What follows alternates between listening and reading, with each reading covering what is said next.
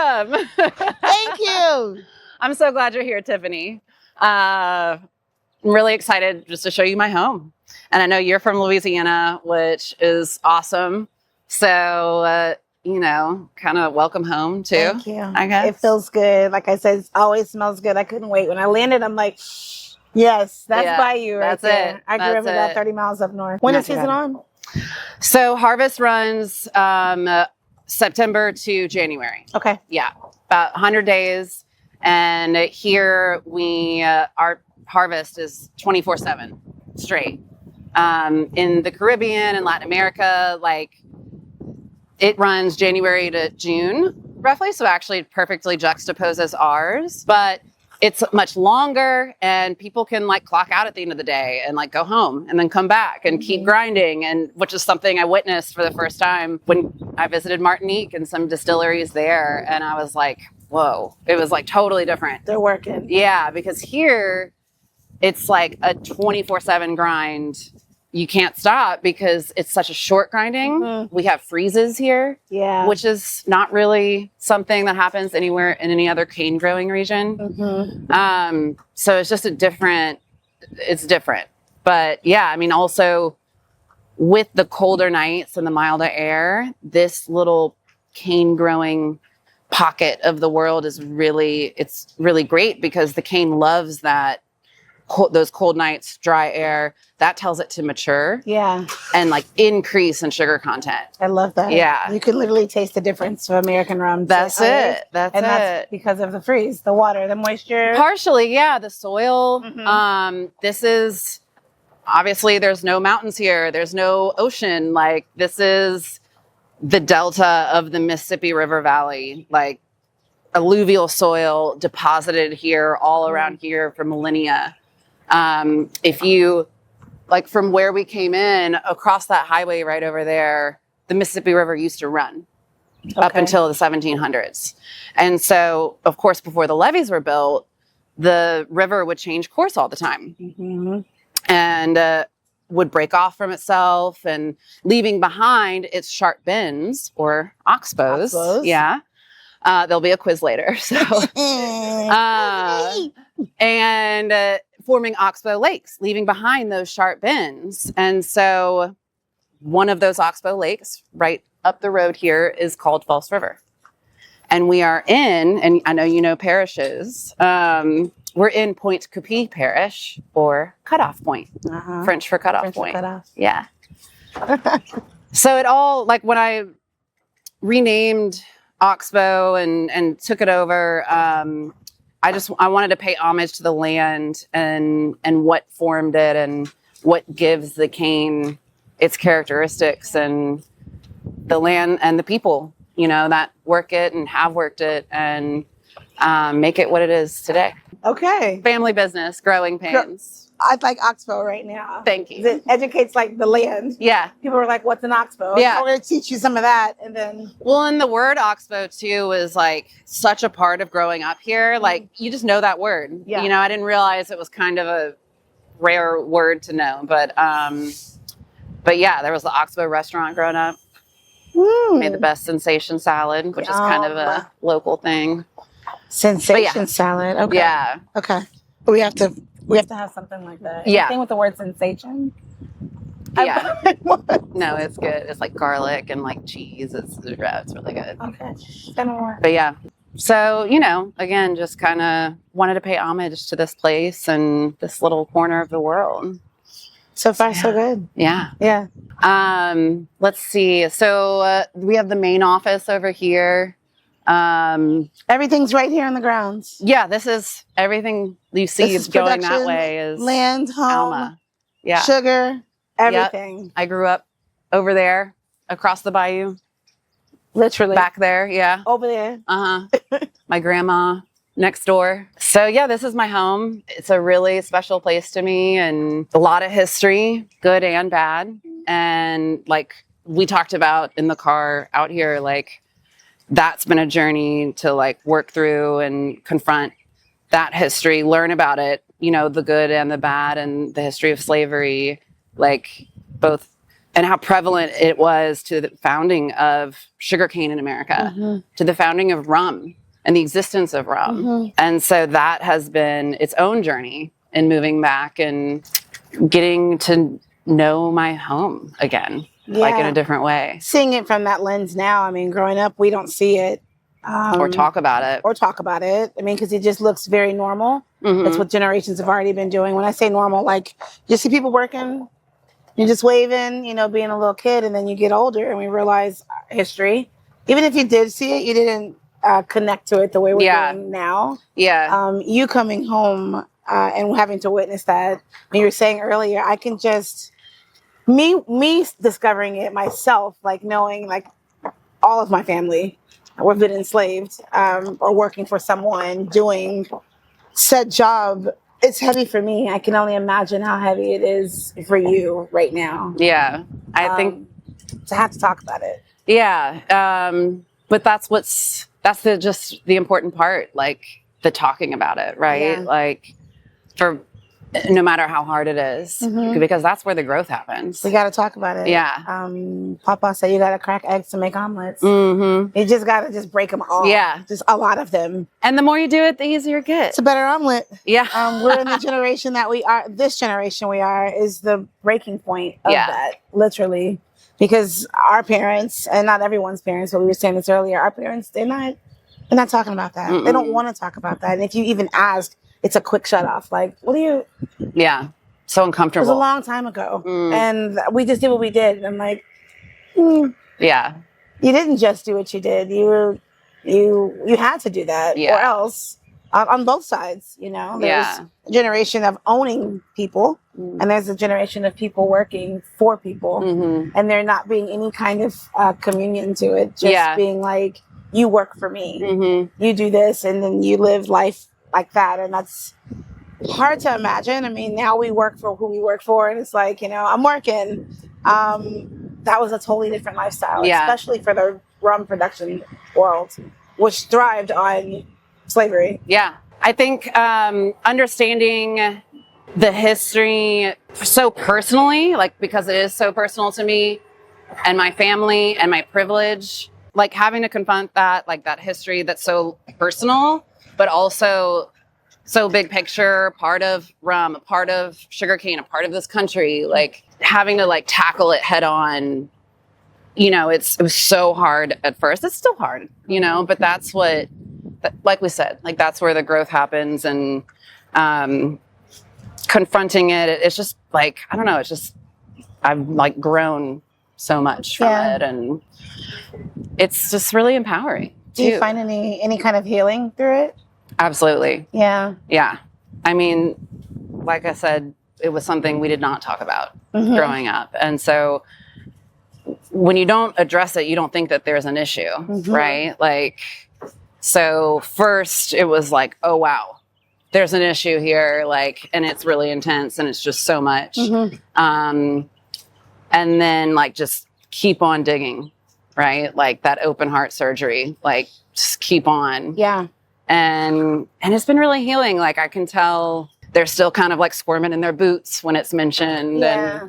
And, again, practice. Too. Is it denied? Are they like, we didn't do that? Oh, no. No, it's just uncomfortable. It's like shame. Yeah. And like guilt. Yeah. Which I felt and sometimes still feel. Yeah.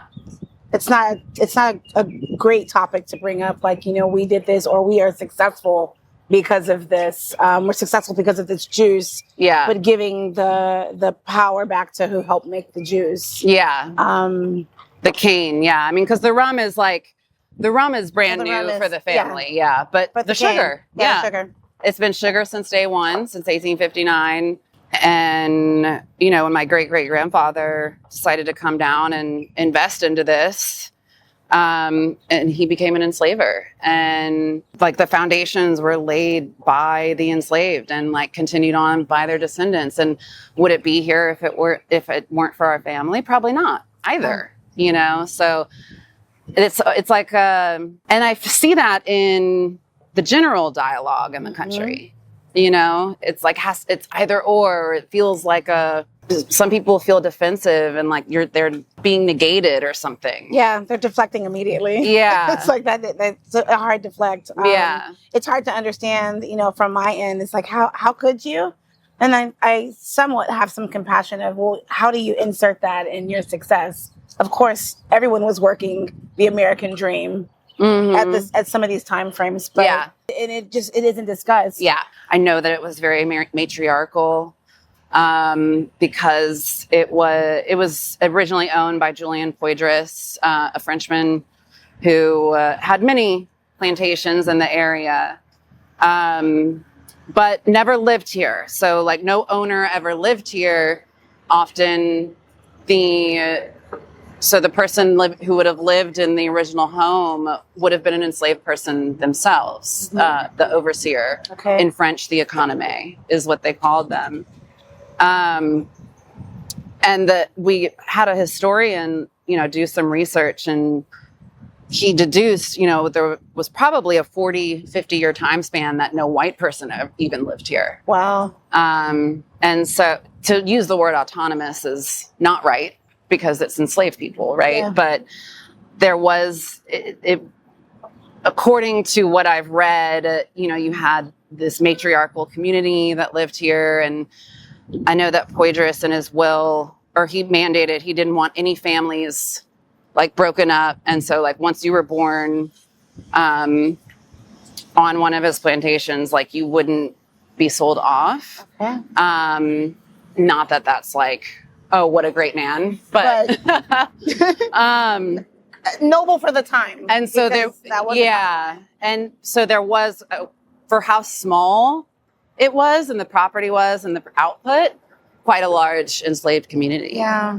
That was run by women, and which is very cool.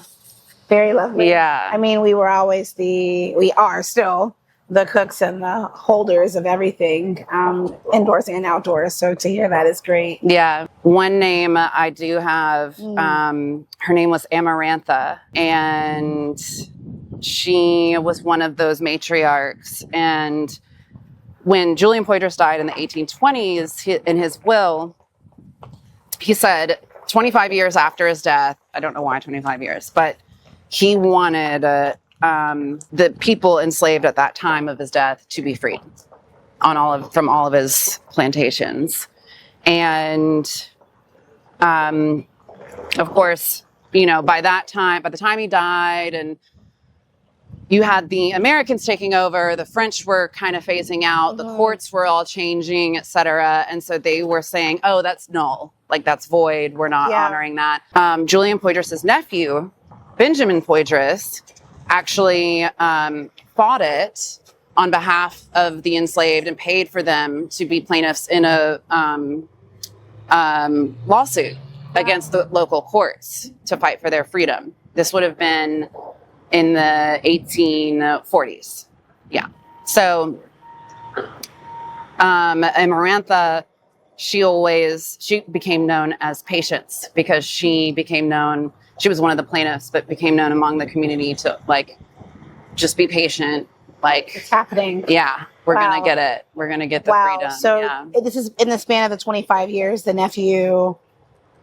Once the 25 years was 25 up. years, yeah. He still fought for it years Yeah, later. because they knew that it was coming. Like they knew it was left in the will. They had been waiting for this freedom from the 1820s to the 1840s. Goodness. And so she said, patience.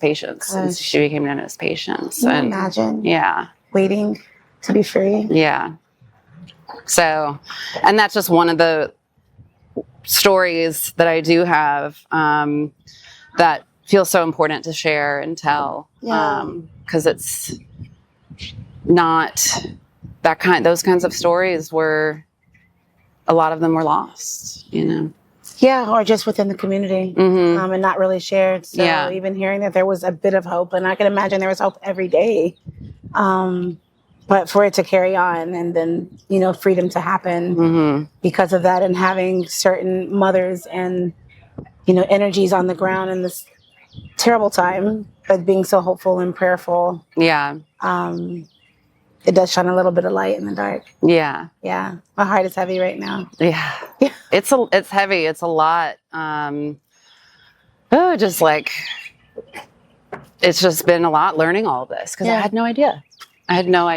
To be fair, we're all learning about it. Yeah. You know, we have, in the Black community, of course, we have what we know.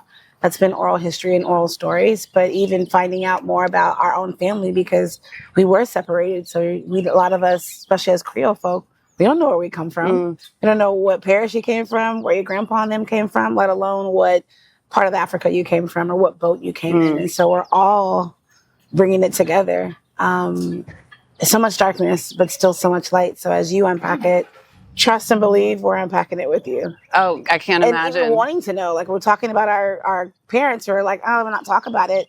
But I know I have some associates that are like, why do you even want to know? Why do you care? And I'm like, it's not just because I want to know exactly where my bloodline is, but I don't think closure is what it is. It's just an understanding. Yeah.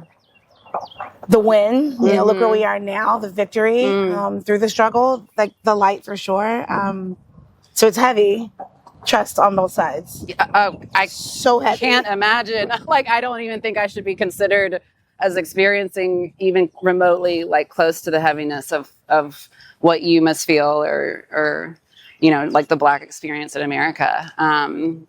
And all I can do is understand my history and like understand where my privilege comes from. And now that I have a rum brand and it's more public facing and learning how I can use it as a platform for good and for change and telling these stories and like having these hard conversations. Yeah, the hard conversation has to happen. I mean, we say, you know, it's got to happen. But you saying privilege, and I've heard you say it a few times, which I appreciate. It's great because some of us can't find it as Black folk. We can't find it. And so we need you to help. And some of it is just tell us a story, like who was here, or not just you, just the other side of slavery. Who was here and who did you own or what did you call them? What was their name? How many kids they have? We don't have those records. And so as painful as it is, it's very helpful. And hopefully, in my optimistic world, that will bring the races together, or at least the conversation in a more comfortable space, because we need someone to tell us more about our story than we know. We know what we know and what we've built and what we've protected for sure.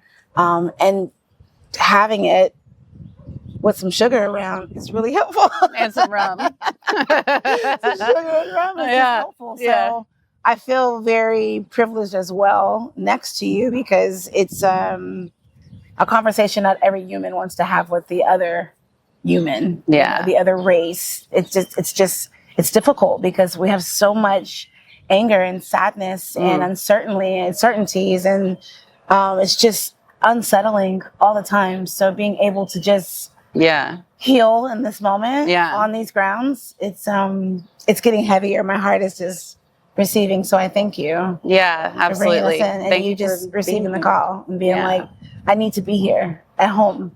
Yeah. Whether or not it was bad or not, you're home. Yeah. You can't take it back. No. You can't erase the history. Please don't. We've done enough of that. No, exactly. No more of that. Exactly. Like, no more erasing the history. Trying not to talk about it, I realized like, oh wait, that's just more erasure. No. You can't erase it, but what we can do is archive more, but we can also start to create history. Like literally we're walking in the newness. Just having this conversation. Yes. Yeah. That feels Thanks really for being here. Yeah. This is awesome. Thank you. Yeah, you're welcome. And I know this is like, if at any moment, like you need a moment or, you know, it's a lot here and I can't imagine. So just let me know. Thank you. Yeah.